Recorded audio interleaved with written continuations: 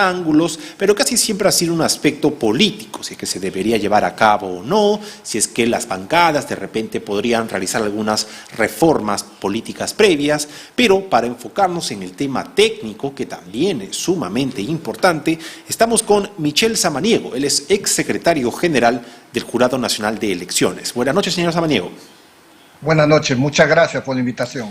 Muchas gracias por estar aquí. Y quisiera empezar preguntándole con respecto a la presentación que se llevó a cabo el día de ayer en el Pleno del Congreso, cuando se presentaron las autoridades electorales, llámese el JNE, la OMPE y RENIEC, que, bueno, desde distintos puntos estuvieron evaluando cómo es que se podría llevar a cabo finalmente el adelanto de elecciones que ya dejó de ser pues una expectativa y se ha convertido en una realidad, algo que ya se está trabajando desde distintas instituciones. Mucho se comenta el tema del tiempo, los plazos que se deberían respetar, y también en el debate de ayer algunos congresistas plantearon que en tiempos de emergencia, en tiempos de crisis como los que atravesamos, estos tiempos podrían reducirse drásticamente. ¿Podría comentarnos al respecto? Sí, mire, en principio debo señalar que los plazos actualmente vigentes recién se establecieron a partir del 2017. En la elección del 2016, del 2011, por ejemplo, un proceso electoral de elecciones generales se llevaba en un promedio general de 6 meses. De modo tal que sí es posible reducir los plazos que están actualmente contemplados en la Ley Orgánica de Elecciones. Ahora, debemos considerar que estamos en una situación extraordinaria, de suma dificultad, en la que de por medio no solo hay protestas ciudadanas, sino también hay muertos. De modo tal que corresponde hacer una elección extraordinaria para la situación en la que estamos. Repito, en el 2011, en el 2016, las elecciones presidenciales se llevaron en un tiempo o en un espacio más o menos de 6 meses. Es a partir de la ley 30.673 del 2017 que los plazos se amplían y se considera aproximadamente un año para realizar el proceso de elecciones generales. Pero ya se han realizado elecciones en un promedio de 6 a 7 meses anteriormente, que era lo normal. Así que es perfectamente posible reducir los plazos de una elección general que como la que se debería dar para este proceso electoral, que como repito, es de suma urgencia porque hay una situación de descontrol, de crisis, de falta de legitimidad, no solo del Ejecutivo, sino por parte del Legislativo. Señor Samaniego, con respecto a, como usted bien menciona, ¿no? Existe un plazo establecido que en algunos momentos pues, pueden reducirse para adecuarse a los tiempos de crisis que atravesamos. Sin embargo, ¿cuáles son, para que la ciudadanía lo conozca, cuáles son los momentos clave de un calendario electoral? Se habla mucho, por supuesto, de la segunda vuelta, del tema de las tachas y todos estos procedimientos, pero ¿cuáles son los momentos fundamentales para que una elección general se pueda llevar a cabo y cuál es el plazo aproximado que pueden durar todas ellas? Mire, las etapas más importantes de un proceso electoral es la aprobación del padrón electoral, es el cierre del padrón electoral, su fiscalización, es decir, su control y finalmente su aprobación. Otro hito importante de los procesos electorales es la democracia interna. ¿Qué significa la democracia interna? Es ese mecanismo mediante el cual las organizaciones políticas al interior eligen quiénes van a ser sus candidatos. Otro hito importante dentro de un proceso electoral es que estos candidatos elegidos por las organizaciones políticas se presenten ya en las elecciones. Es decir, se presentan las candidaturas y pasan a un periodo de tachas, de cuestionamientos y finalmente se inscriben. Luego de eso viene la elección. Digamos, esas son las etapas que en líneas generales deben concurrir en un proceso electoral. ¿Es posible hacer todas estas etapas en un plazo de 6 o 7 meses? Repito, sí, porque de acuerdo a la legislación, antes de su modificación en el 2017, todas estas etapas ocurrían en un lapso de 6 a 7 meses. A partir del 2017 se modificó la legislación y se ampliaron los plazos, pero es perfectamente posible hacerlo en un plazo menor. De acuerdo a la legislación anterior, la convocatoria se realizaba entre 150 y 120 días antes de la elección.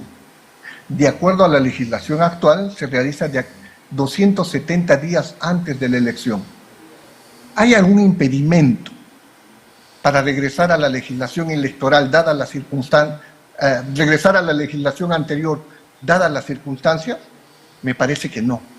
Además, las últimas reformas electorales, en las elecciones municipales, en las elecciones congresales, en las elecciones congresales extraordinarias que se realizaron en 4 meses, se inaplicaron. Así que ese pretexto de que no se puede modificar la legislación un año antes, que el tema de la afiliación debe tener un año de antigüedad, un candidato que quiere postular por un partido, que tienen que haber elecciones primarias, todas esas modificaciones electorales se han inaplicado en los últimos procesos electorales. ¿Por qué no hacer lo mismo para este proceso electoral, dada la coyuntura especial de tanta crispación social que está habiendo en nuestro querido país, ¿no?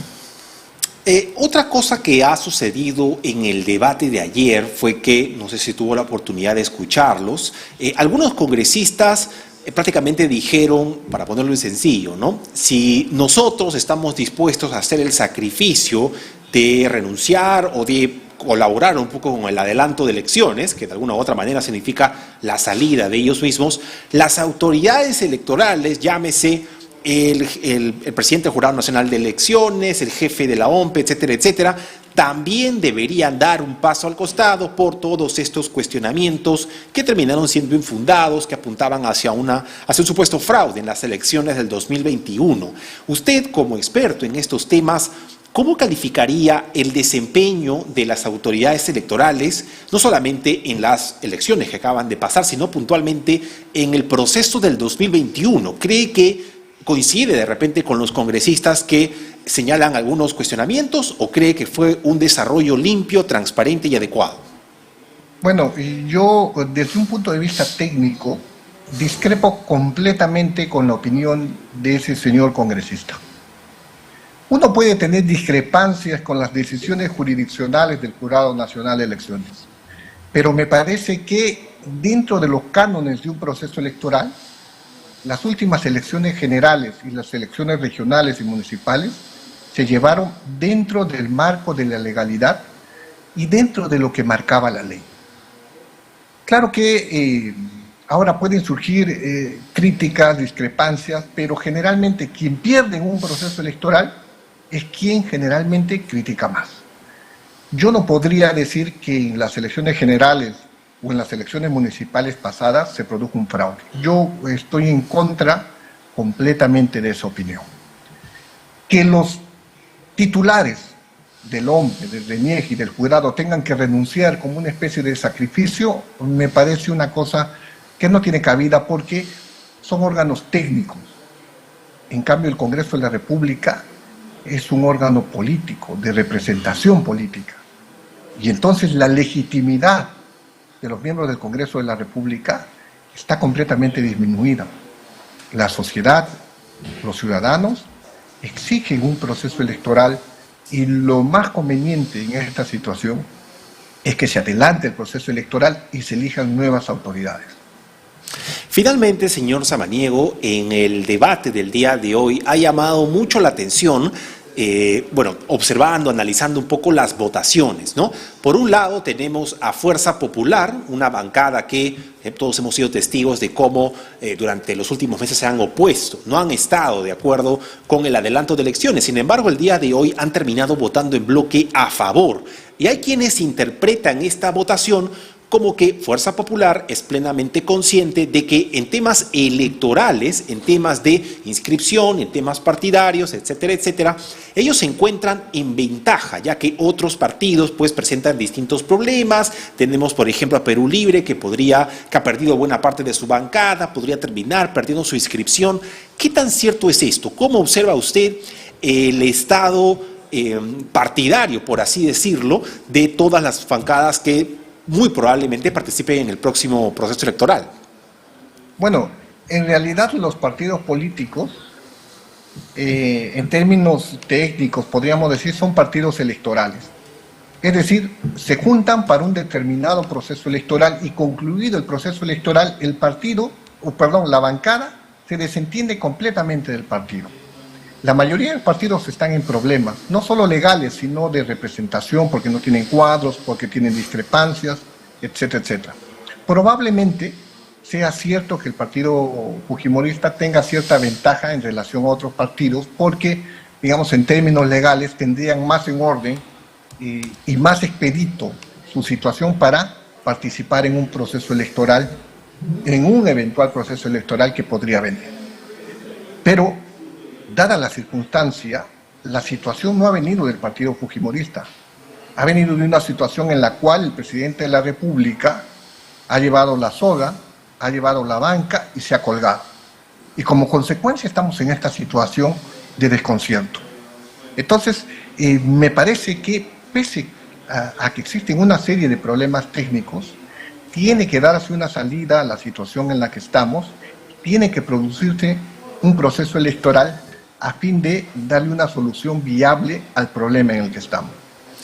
Muchas gracias, señor Samaniego, por haber estado aquí. Que tenga buenas noches. Muchas gracias. Buenas noches.